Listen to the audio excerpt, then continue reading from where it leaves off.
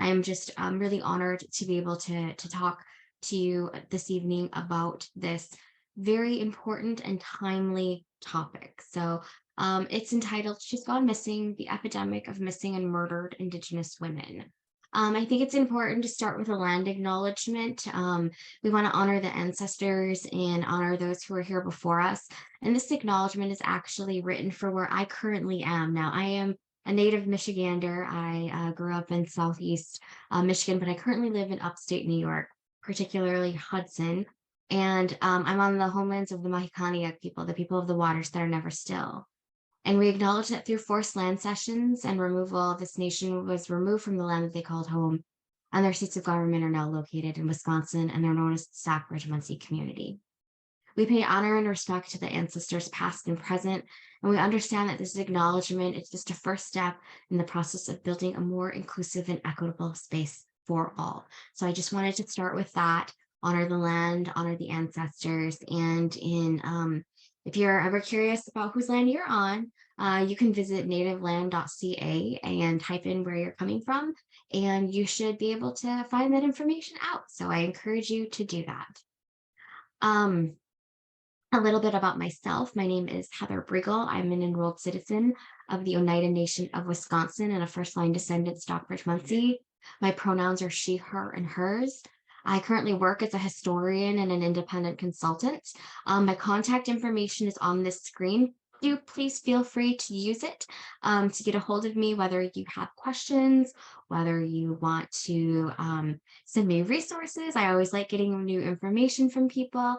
Or if you'd like to book me to come to your facility, you can get me at my Gmail. I do still currently have a Twitter, not sure for how much longer, but I do still have one. You can also follow me on Instagram. And you can visit my website, heatherbriggle.com, to also get a hold of me and to learn more about the work that I do. I want to start out with a disclaimer, a trigger warning first, that we're going to be talking about some pretty super heavy items ahead. There's going to be talk about domestic violence, and sexual assault. If you have to step away for mental health reasons, please do so. Your mental health is super important. If you're able to gather yourself and come back, that's great. If you cannot, that is okay too. Again, like was stated, this talk is being recorded. So if you're not able to come back to listen live tonight, maybe you can visit the recording in the next week or so. But do please step away if you absolutely have to. We do offer, there is the Strong Hearts Native Helpline, which it offers cultural appropriate advocacy and support. If you are an Indigenous woman or man and you may need that help, and the number is 844-762-8483. They can point you in the direction to get some resources. So I do just want to mention that. So because we are going to talk about some pretty tough topics, some tough things, and sometimes it even gets hard for me. So I'm affected by this topic as well. So it's not just you, and you're not alone. So again, if you do need some culturally appropriate advocacy, the Strong Hearts Native Helpline number again is 844-762-8483. Now, I want to start out by talking about Gabby Petito, and you're probably wondering why, but trust me, this goes somewhere. In July of 2021, Gabby and her fiance, Brian Laundries, left New York on what was going to be a cross-country van life road trip. On August 12th, there was a disorderly conduct stop after someone spotted the couple and called the police. On August 25th, Gabby made her last post on Instagram, and the van was spotted in the Grand Teton National Park. A couple of days later, Gabby's mother reported that she started getting weird and suspicious texts from Gabby's phone. There were numerous claims of hitchhikers seeing either Gabby or Brian and had those reported. On September 1st, Brian Laundrie returned home to Florida without Gabby. On September 11th, Gabby Petito was reported missing. On September 15th, Brian Laundrie was named a person of interest. On September 19th, Gabby's remains were found. And just a couple of days later, it was confirmed that those were her remains. Now, that was 8 days from being reported missing. 8 days. On August 21st, the remains of Brian Laundrie are found. This case is definitely horribly tragic because it resulted in the death of a young woman. But let me reiterate again that from the time that Gabby was reported missing to the time that Gabby was found, 8 days had passed. That was it, 8 days. Why is this? Why was it only 8 days from report to ultimately recovery? When Gabby went missing, it wasn't as if her family was just missing her. The whole country was missing her. It was on the news every night. Your social media, your Facebook, Twitter, Instagram, whatever, was clogged up with posts about Gabby. News outlets were reporting about Gabby. So it wasn't just her family that lost her. It felt like the whole country lost her. The whole country came around her. Rightly so, because there was a young person who was missing. Her name was absolutely everywhere. You saw it everywhere. You saw it everywhere. You knew her name. You saw her face. Kimberly Iron was 21 when she left her home in Billings, Montana on September 22nd, 2020, leaving her 3 children behind with their grandparents in Hardin, Montana. On September 22nd, she contacted her father, Curtis Iron, from Las Vegas, Nevada, saying that she was upset and needed money to get home. She told him she was okay, but he didn't believe her. Each time he would try to call back the numbers that she gave him, and they were disconnected. Kimberly last contacted her father, who lives on the Crow Indian Reservation in Montana, on October 6, 2020. No one has seen or heard from her since. I want to talk to you about something called missing white woman syndrome, because this is actually where the case of Gabby Petito comes into play and why we talk about it during this MMIW talk. The term missing white woman syndrome was coined by the late PBS News anchor Gwen Ifill at a journalism conference in 2004. It basically means a hunger for stories about victims who look a certain way at the exclusion of all other victims, meaning white, young, blonde, female, etc. The missing white woman holds a lot of symbolic weight in the American psyche. It's historical. And when you think of the colonization of this land, it starts from the beginning. And when I say the colonization of this land, I'm talking about the United States. If you look back to the lost colony of Roanoke, so we're going to go way back, the lost colony of Roanoke. So you got to think back to what, maybe your 8th grade history class where you first learned about it. The first child to be born in the colonies was a young girl named Virginia Dare. And you always hear about Virginia and the tragedy of what happened to the lost colony, because we don't know what happened to that lost colony at Roanoke. We don't know if they went and lived in the indigenous villages, or if they were massacred, or if they just left. Like, we don't know what happened. And you always hear about Virginia Dare. What happened to the colony, but what happened to the little girl? We're still fascinated by this missing persons case.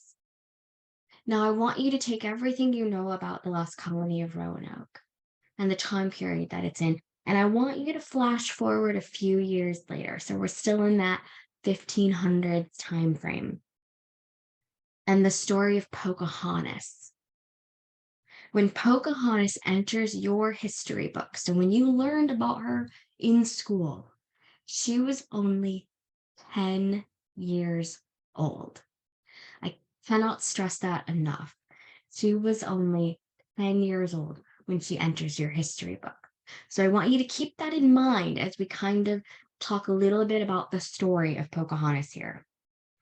So she was 10, but you wouldn't know that by popular portrayals of her in popular culture.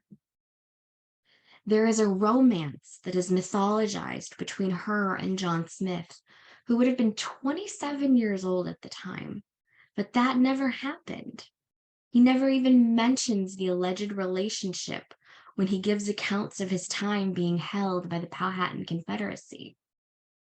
There is no defiance on the part of Pocahontas in order to bring John Smith and the other colonists food at Jamestown. In fact, that was on orders of her father, Chief Powhatan, to bring food to the colonists. She did not sneak into Jamestown in order to warn John Smith of a possible attack. The story was completely embellished and fabricated by John Smith, but yet no one questioned it. Absolutely nobody questioned the story. When you think about popular culture going back to the 1920s and the release of the film Birth of a Nation, it was white women who were shown as possible victims of former enslaved men, but never the enslaved women who were looked at as victims by their slave masters. Missing white woman syndrome is historical, as they have always been seen as victims. In the area where Gabby's remains were found, 710 Indigenous women had been reported missing from 2011 to 2020. 710. And I can guarantee you don't know their names, but you know Gabby's name. So I want to go over some statistics that we know involving the MMIW epidemic, and note that these statistics are statistics that are found by independent agencies because there are no federal statistics. There is no department at the Department of Justice or the Department of the Interior, until recently, the Department of Interior, but there's no studies done by the federal government in order to find out statistics from MMIW. They're just simply overlooked. We, Indigenous women, are just simply overlooked. So the statistics that we do have are done from independent agencies. So more than 4 in 5 Native women have experienced violence. More than 1 in 2 have experienced sexual violence. Alaskan Native women experience a higher rate of sexual assault and higher reported rates of domestic violence than their Indigenous sisters down here in the lower 48. And that is because our Alaskan sisters are in villages that are so remote that you can't get to them. It's hard for law enforcement, if law enforcement shows up, to get to them. It's hard for them to get away from domestic violence relationships. It's next to near impossible. So they suffer rates that are higher than what we suffer here down in the lower 48. On some reservations, women are murdered at a rate that is 10 times higher than the national average. Many times, oftentimes, the assailant is a non-Native person. There are no firm statistics on missing and murdered Indigenous women, and the lack of response is alarming. There is a lack of law enforcement, and many of these crimes don't even get investigated. Between 2005 and 2009, U.S. attorneys declined to prosecute 67% of Indian country matters that involved sexual abuse and related matters. 67%, they just overlooked it and said, no, we're not going to prosecute these crimes. We're not going to. And yes, it was left to U.S. and federal attorneys to prosecute these crimes because Indigenous nations cannot prosecute the crimes, especially if the crime is committed by a non-Native assailant. They don't have jurisdiction over them. So why is this an issue, and what is society's role? Well, society treats white women as human beings. They see you. They notice you. They don't notice us. They don't notice me. As an Indigenous woman, I'm looked right over. And Black and brown women can tell you that is something that happens on a daily basis. So society treats white women as human beings. The way missing Indigenous women are reported in the media is drastically different than the way a white woman is portrayed. Many times, because of jurisdictional challenges, the disappearances can be hard to track and hard to prosecute. It is thought that when this crime is committed, it just happens on reservations. However, those living in urban settings are at great risk as well. So it's not, if you're an Indigenous woman living on a reservation and you're an Indigenous woman living in an urban setting, it's the same still amount of vulnerability. No federal agency has actual concrete information on how Indigenous women, on how many Indigenous women are missing and or murdered. And this isn't a problem in the United States. Canada has investigated the number of Indigenous women that have gone missing and or murdered. In fact, in Western Canada, in British Columbia, you have the Highway of Tears, which is a major highway that goes through that part of Canada. And there's an astronomical amount of Indigenous women that go missing along that highway. We have one of those highways here in the United States, and that's I-90 that goes right through Montana. That's also an area where a lot of Indigenous women go missing. In a preliminary study that Canada did, the Canadian police found that Indigenous women make up 4% of the female population in Canada. So 4% of the female population in Canada is Indigenous. But what they found in 2012, they made up 25% of the female homicide victims. That's a number that should alarm you. It should alarm anyone. Why is that number so high?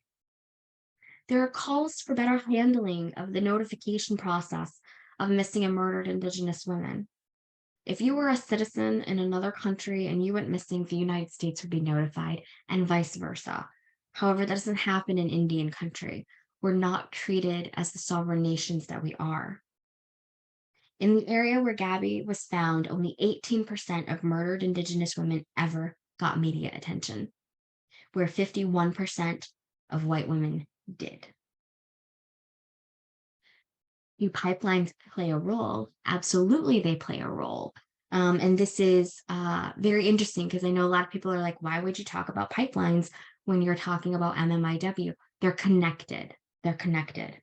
In the Bakken region in North Dakota and Montana, the number of attacks on Native women in the region increases with the population of transient oil workers staying at temporary housing units called man camps. During the last peak production of the camp, reported sexual assaults increased, according to the University of North Dakota. And tribal law enforcement absolutely has no jurisdiction over these camps, even though some of them are built on reservation land to which the government holds the trust title to. Of the millions of acres that make up the Fort Berthold Reservation on the maps, the tribes in the area only own less than 500,000. And that's how these camps are able to be built on reservations, and tribes have no power over them. And every time oil production ramps back up, more and more people move into the area.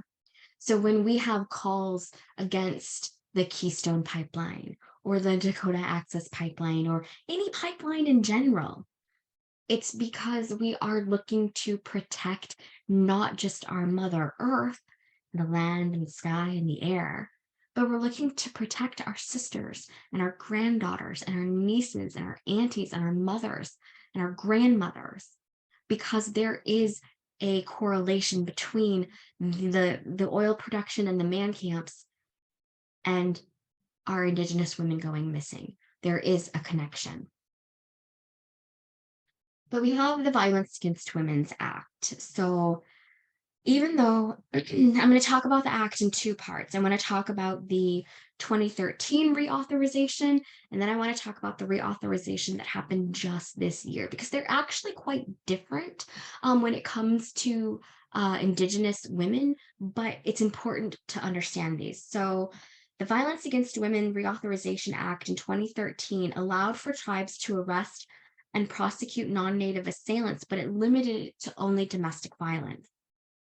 The act did not allow for tribes to arrest and prosecute non-Native assailants for the crimes of murder kidnapping, sexual assault, rape, sex trafficking, or child abuse. And it also didn't extend the definition of Indian country to the 228 of the 229 tribes in Alaska. So it kind of just left Alaska hanging there. And then so that's part of the issue with VAWA in the 2013 reauthorization. And then I also just want to briefly talk to you about how these crimes are forwarded to the federal government. The reason tribes don't have the ability to prosecute under the 2013 Act is because these are felonies that are reported to the federal government. But there is some limits that the federal government has as well, and that would be Public Law 280, which was enacted in 1953 by Congress. And that granted certain states jurisdiction over tribal matters, which would include these types of crimes. They would handle the load, and tribal matters were filtered through the civil and state courts. So Public Law 280 does not, though, grant states power over tribes or their lands. Alaska, California, Minnesota, with the exception of the Red Lake Reservation, Nebraska, Oregon, with the exception of the Warm Springs Reservation, and Wisconsin, with the exception of the Menominee Reservation, are all Public Law 280 states. From its enactment, it was opposed by Indian nations due to the one-sided process, which imposed state jurisdiction on tribes and the complete failure to recognize tribal sovereignty and tribal self-determination. And even when he signed it into law, President Eisenhower expressed some misgivings about the lack of tribal consent and urged immediate amendment to the law to require a tribal referendum. And no such amendment was passed in Congress until 1968. And now I want to talk to you briefly about the 2020 VAWA, Violence Against Women's Act reauthorization. So what this did is it expanded special criminal jurisdiction of tribal courts to cover non-Native perpetrators of sexual assault, child abuse, stalking, sex trafficking, and assaults on tribal law enforcement officers on tribal lands, and supports a pilot project to enhance access to safety for survivors in Alaskan Native villages. So it kind of, where 2013 didn't allow any of that stuff to happen, 2020 reauthorization kind of does. And what it also did is it prioritized the crisis of missing and murdered Indigenous people, including gender-based violence. It issued an executive order directing the Departments of Justice, Interior, Homeland Security, and Health and Human Services to create strategies to improve public safety and justice for Native Americans and to address the epidemic of murdered and missing Indigenous peoples, which disproportionately affect Native women, girls, LGBTQ+, and individuals. And the Department of the Interior established the Missing and Murdered Unit to help pursue justice for missing and murdered American Indians and Alaskan Natives. So the reauthorization of 2022 does a lot more and still gives a lot more to tribes. We still have some barriers, but we don't have as many as we did under the 2013 reauthorization. So that's always a good thing. So there is progress being made. It's just unbelievably slow. Germain was last seen in the early morning hours of June 16th, 2018 in Missoula, Montana. The 23-year-old had been seen with an acquaintance that she knew very well. While investigators have a few suspects in mind, there's never been an arrest made, and her whereabouts today are still unknown. Sexual violence and colonization are two issues that are often dealt with separately, but they can be linked together. Sexual violence can be seen part as the logic for genocide, Racism can be seen as the process that will ultimately deem a group of people as dirty or unclean, light to dark, black to white. From colonization, native bodies have been seen as unclean, not pure, easy to invade, and easy to toss aside. But even before native peoples were violated, those who were colonizing had to figure out how to colonize a group of people who didn't have a hierarchy. In our native communities, there was no hierarchy. There was no traditional gender roles as we see, today and back then with the start of colonization. Men and women were on equal footing. So that had to be changed. We weren't patriarchal. So it was believed that once Native men treated Native women the way that white men treated white women, meaning that patriarchal hierarchy, Indigenous people would be easier to colonize, thus easier to assault, because we would have to be in those submissive roles. Native women are hypersexualized. Black and brown female bodies are hypersexualized in our culture. When a majority of people in the country think of Native women this way, it's easy to see how they fall prey to this violence. And I want you to take a minute. We're going to do a little mind exercise. And I want you to think about the Disney movie Pocahontas, right? Not my favorite movie. I will admit I'm guilty pleasure song, Colors of the Wind. Love it. Guilty pleasure. But the movie itself is problematic, right? Because the story is off. But I want you to think about how they portray Pocahontas in this movie. Now, remember, you just learned earlier, she was 10 years old in the history books, right? But think about this. Close your eyes and think about this. Does she look 10 years old in that movie? How is she dressed? Right? Is she wearing makeup? Does she have these long flowing locks? Right? Does she carry herself in a way that could be hypersexualized, right? She's very scantily clad. She's got makeup on her face. She doesn't look like a 10-year-old child because she was a child. Now I want you to think about Beauty and the Beast and how Belle is portrayed, right? Even when Belle becomes the princess, she's still very covered. Her hair is done. Her makeup is subtle. And she is as white as the snow, right? There are very different ways that Indigenous women and Black and brown women, how they are portrayed in popular culture, and it is usually in a hypersexualized manner. A professor out of Arizona State University started to research the race of perpetrators and as well as the use of racial slurs during assaults. Many times, the perpetrators expressed a white supremacist ideology and blatantly stated that they assaulted or murdered a victim because she was or is Indigenous. Many times, the crime has the possibility to be motivated by something else. So proving that it was a hate crime is hard, and then the crime is not prosecuted as one. Native women are seen as inferior to white people as a class, and then inferior to white women as a subclass. That is how we are portrayed in society.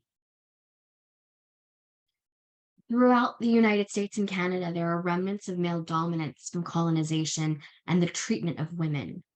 The United States called out other nations in the world for their treatment of women and human rights violations without ever examining their own. 70% of the time, perpetrators of this violence are non-Native. That means 30% of the time, the violence happens in the hands of Native men. And this issue needs to be addressed within our communities. But why are Native women so vulnerable? The laws that are put into place on paper broadly protect all women, but they usually don't protect Native women and other women of color. State and local police, even tribal police, are spread super thin in rural areas, and the crimes are often not investigated. Response time to violence is non-existent. resources to investigate these crimes are non-existent, and it gives the appearance that crimes committed against Native people are not punishable. There isn't effort put forth saying that once you enter a reservation, you are now under their jurisdiction. You have to follow their laws. There is a false sense of sovereignty, right? I know when I go to another state, like when I go back home in Michigan, I'm subject to the laws in Michigan. If you're in Michigan and you ever went to Canada, you know you're subject to the laws in Canada. But we don't have that same respect here for our Indigenous nations. There's nothing that says when you enter a Indigenous nations reservation, you're under their ordinances and their laws, and there needs to be, because that creates a false sense of sovereignty if there isn't. So I want to quickly talk to you about the Urban Indian Health Institute. They did a study. Like I said earlier, a lot of the statistics that we have come from independent agencies that do the reporting, because we don't have any at the federal level. And so I just want to go over a few things with you from the Urban Indian Health Institute. And it's really important information. So the National Crime Information Center reported that in 2016, there were 5,712 cases of Native women and girls reported missing. But the US Department of Justice official database only logged 116. The Center for Disease Control, the CDC, which we've all become intimately involved with over the past few years, reported that murder is the third leading cause of death among American Indian and Alaska Native women. That basically means that the CDC says my third leading cause of death, because I'm an Indigenous woman, is murder. It's murder. And that's really hard to deal with some days. It's really hard to understand. And sometimes I just don't even want to think about it. The Urban Indian Health Institute was able to identify 506 cases from 71 cities. 128 were missing Indigenous women, 280 were murdered Indigenous women, 98 had an unknown status. The median age of victims was 29. 66 of the cases identified were tied to sexual or domestic violence. The youngest victim was a baby less than a year old. The oldest was an elder who was 83. So we can see from this report, there's no discrimination. The report also sent out FOIA requests to see how these cases were being handled. They surveyed 71 police departments and one state agency. 40 provided some level of data. 14 provided no data. And by the cutoff report, or by the cutoff date for the report, they still had 18 pending requests. The Urban Indian Health Institute also looked at media usage, and they found that 95% of the cases are never covered by the national media. When the cases are covered, there's a tone of victim blaming. There is bias in the media by referring to reservations as violence-ridden areas. 38% of the time in articles published, there is a reference to drugs or alcohol usage by the victim. And 4% of the time, there is an actual excuse made for the perpetrator. There was also racial classification or misclassification, if you will. There's a lack of recognition of tribal nations, and depending on how old the computer system is, it can default the person's race to white. So the statistics are never really that accurate. Olivia Lone Bear was a 32-year-old mother of 5 when she vanished from the Fort Berthold Indian Reservation in Newtown, North Dakota on October 4th, 2017. After Olivia hadn't responded to phone calls for 2 days, her family reported her missing to authorities, which sparked several widespread searches on the reservation and much of western North Dakota. On July 31st, 2018, Olivia's truck was discovered submerged in a lake on the Fort Berthold Indian Reservation. Her body was in the passenger seat, with the seatbelt securing her in place. An autopsy was conducted, and the cause of death was ruled undetermined. Vanna LaFontaine Graywind was 8 months pregnant when she disappeared in August of 2017. She was taken by her neighbor, murdered, and her baby was cut from her womb She was only 22 years old. Her perpetrators were brought to justice, and the child was placed in the custody of her biological father. And because of Savannah's death, we have something called Savannah's Act, which was introduced in 2017. The act was introduced after her disappearance, and it's intended to help protect Native women from violence that they experience at a hugely disproportionate rate. It aims to increase communication between federal, state, tribal, and local authorities, as well as strengthening data collection. This was signed into law in October of 2020. We have the Not Invisible Act, which was introduced in April of 2019, and it's intended to increase intergovernmental coordination to identify and combat violent crime within Indian lands and of Indians. The act was signed into law in October of 2020. And finally, we have the Survive Act, which has not yet passed, and it stands for Securing Urgent Resources Vital to Indian Victim Empowerment. And the act would give Native nations the funding that they need to help survivors of sexual and domestic violence get back on their feet. This would set aside special funds that could only be used by Native nations that were part of the Crime Victims Fund. More often than not, policy that is created without women of color at the table, especially Native women, is not created to help us. Created to help women broadly, but not those who need it. Policy has to be created with us at the center of it. It has to be taken into consideration that Native women not only deal with physical violence, but also bureaucratic violence from the state. Violence from state politics, as well as violence from within the communities, needs to be addressed at the same time, not separately. The community has to be involved in order to help solve this problem. Cheryl Lynn was last seen July 3rd, 1999. She called her mother from an unknown number in Arkansas to let her know she'd come by her house in Oklahoma City to pay back some money that she had borrowed the previous week. She never made it. The week before she vanished, when Cheryl showed up to borrow that money from her mother, she was in pretty bad shape. Her mother wanted her to go to the hospital, but she refused. Cheryl Lynn's whereabouts today are still unknown. And I want to leave you with some resources that you can use to follow up on if you want to learn more about missing and murdered Indigenous women. The first 3 are actually podcasts that came from the CBC in Canada. Reporter Connie Walker, who is First Nations. I can't quite remember her tribe, so I apologize for that. But Missing and Murdered, Finding Cleo follows the story of a little girl named Cleo.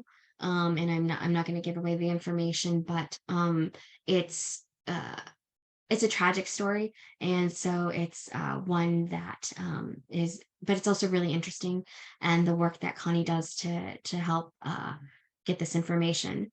Missing and Murdered, Who Killed Alberta Williams, is also quite tragic, and it also shows that sometimes, suspected perpetrator is not too far from home. Stolen, The Search for Germaine, not the Germaine that we talked about in this slideshow, but a different one, actually has a similar story to that of Gabby Petito, but just happens that Germaine is an Indigenous woman, so you probably didn't hear about her. Say Her Name is a documentary that you can stream online. I believe I actually found it on YouTube, and it talks about missing and murdered Indigenous women. It's super short. I think it's about half hour. And then if you're looking for a more mainstream kind of film or documentary or whatever, I would actually recommend the film Wind River. It came out a number of years ago, and Jeremy Renner is in it, and Elizabeth Olsen is in it, and Graham Greene is in it. And while it's not based on a quote true story or one particular story, what it does is it shows very clearly the obstacles that tribes and families face when it comes to missing and murdered Indigenous women. And so with that, I did talk a little bit over 40 minutes. I apologize for that. But with that, I open the floor to any questions, comments that you might have. I know we said you could utilize the chat to put those in there. And if I forget, I want to just thank you for taking time out of your evening to listen to this really important information, and hope that you learned something and feel renewed to go out and do something about it. So thank you very much. While we wait for people in the chat to see if they have any questions, I did just want to mention, I put it in the chat, but we actually have a book at the library about the Highway of Tears. I posted that link in the chat, and I can also send it out when I send out the recording. There's another really great one that's in our young adult section. It's called If I Go Missing, and it was actually written by an Indigenous Ojibwe teenager, and it's based on a letter that she wrote to the chief of police that kind of went viral, and now there's a book about it. And both are two really, really amazing options if you want to learn a little bit more. And I will put both of those catalog links in the email with the recording if anyone has any interest in checking those out. Amazing. That's really good. On a personal note, my husband is non-Indigenous, but I haven't left the house lately because of COVID. But when I do, I always text, at the grocery store or leaving the grocery store or things like that, just because I know the reality of my situation of being an Indigenous woman. And people are always like, "Oh, is your husband like controlling or whatever?" I'm like, "No, I do that because I need him or someone to know my whereabouts. So if I'm not texting, it's out of my character and something is wrong." So it's a hard reality to deal with sometimes. And I do really want to thank you for coming tonight. It's a really heavy topic, and thank all the participants too. And some parts are hard to listen to, but it's so important to raise awareness about this. And so I just wanted to thank you again for coming out tonight. Yeah. Yeah. If there's anyone who has any questions, I saw in the chat someone would like to host me at their library. Shoot me an email. Shoot me an email. We can get that set up for you. Let's see. Chris asked, what is the meaning behind the red hand on faces? Silence. Our voices are silent. We're not heard. We're not part of the statistics. We're almost invisible. So that's what the red hand means. And red, you actually see red a lot around MMIW, and in a lot of Indigenous cultures, it's believed that red is the color that your ancestors can see. So we wear red to help guide those. Oh, sorry, I just got emotional. We wear red to help guide those missing loved ones back home. So that's what the red means.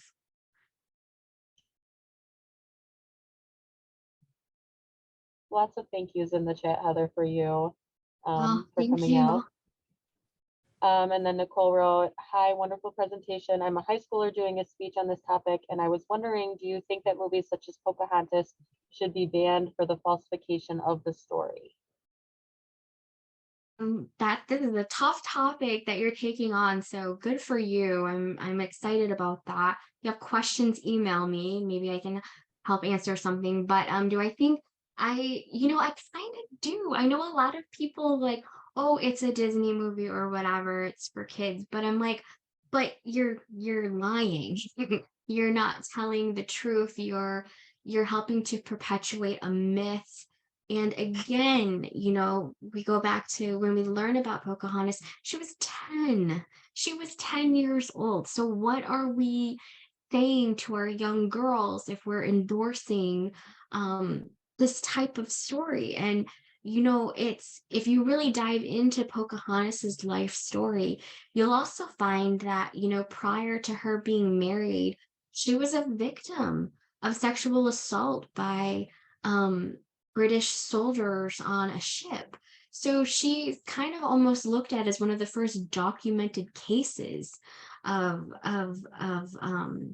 MMIW or violence against Indigenous women And so, yeah, I do feel like in a way we shouldn't be endorsing or showing those films, because it just helps to romanticize a myth that is completely false and perpetuates this false narrative, and that it's okay to commit these types of acts against Indigenous women's.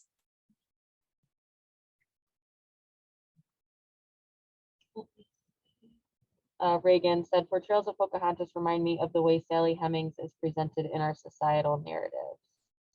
Yes, I have a problem with the way Sally Hemings is portrayed as well. I focus on Indigenous history, but I'm, a historian of American history as well. And I think when we look at, Sally Hemings was a young girl when Jefferson, in my opinion, started to take advantage of her. Was it really, people are always like, oh, but it was a consensual relationship. They were in love. She was a young girl and he was a slave owner. Could she really say no? So yeah, it's really important to look at how, those things are portrayed. So great observation on that one, Reagan. I appreciate you bringing that up.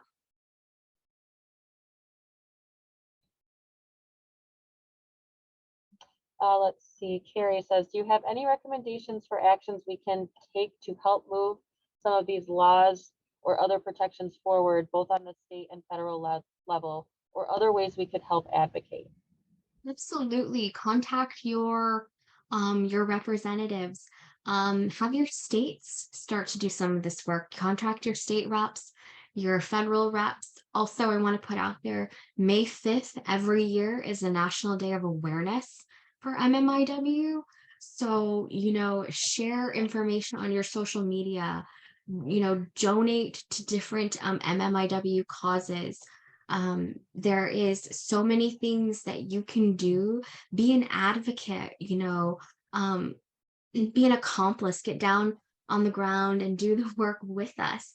Organize marches in your town to help bring awareness to MMIW. There's a lot that you can do, but yes, May 5th every year May 5th is the National Day of Awareness, and that is because of a young girl.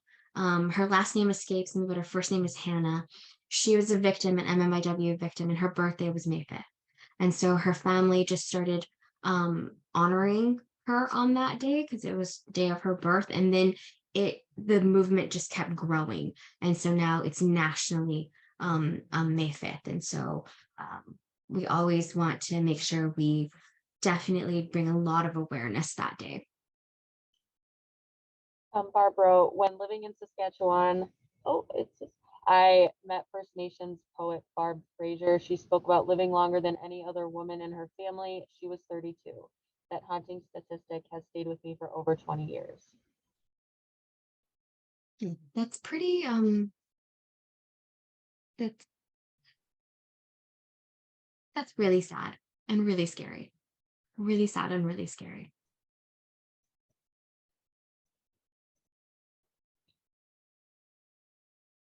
Just gonna scroll up a little bit to see.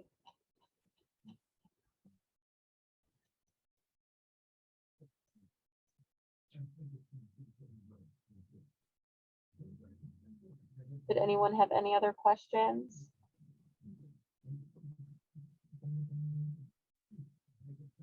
I do have a question. Okay. Is this true on the states? I've lived in Texas, Arizona, Colorado, South Dakota. Is this all happening within all the reservations? And I find this just appalling.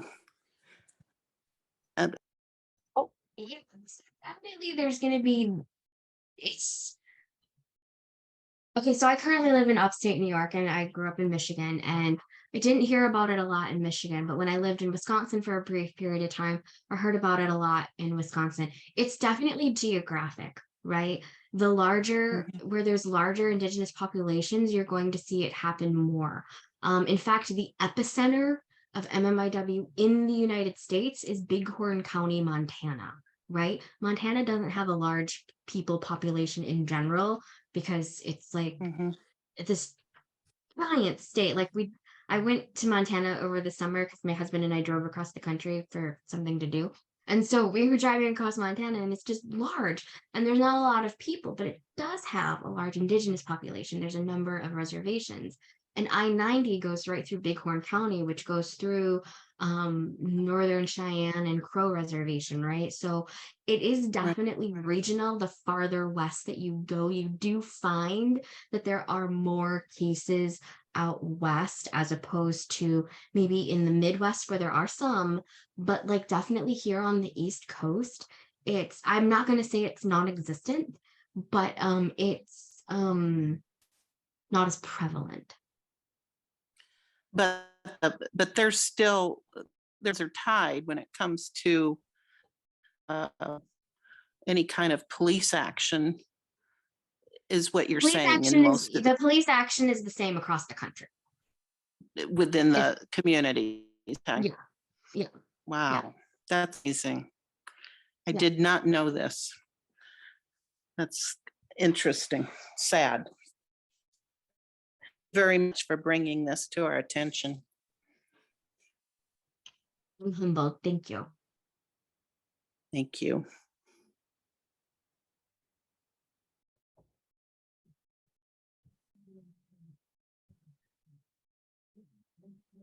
Yeah, it's interesting. I don't think people think of Michigan as like a place that's like has high population, especially southeastern Michigan, like outside of Saginaw. And I think we're either number 7 or number 10 for the highest indigenous populations in the United States. Which again, I mean, it's not huge, but we're still it's number 7 or number 10. I can't remember. It was a few years ago when I looked at that statistic.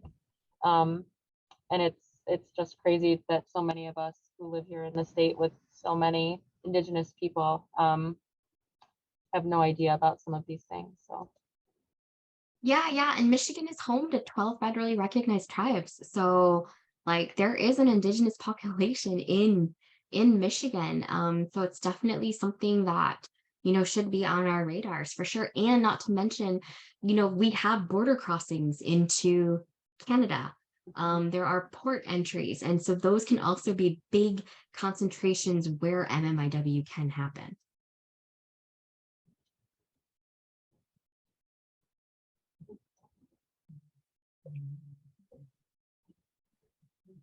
okay, we are just about rounding 8 o'clock. Did anyone have any other questions or comments for Heather? Okay, she did have her email in there. You can also, if you didn't get her email, just pass it on to me and I can pass it on to her. Again, Heather, thank you so much for coming out and sharing all of your knowledge and information and wisdom with us. I really appreciate it. Thank you so much. I appreciate it. I appreciate the reschedule as well. And thank you to everyone for just spending a little bit of your evening with me learning about something that you may not have learned before. So I'm grateful and hopefully it can come back again. Okay, have a good night, everyone. You too, Heather. Thanks. Bye. Bye-bye.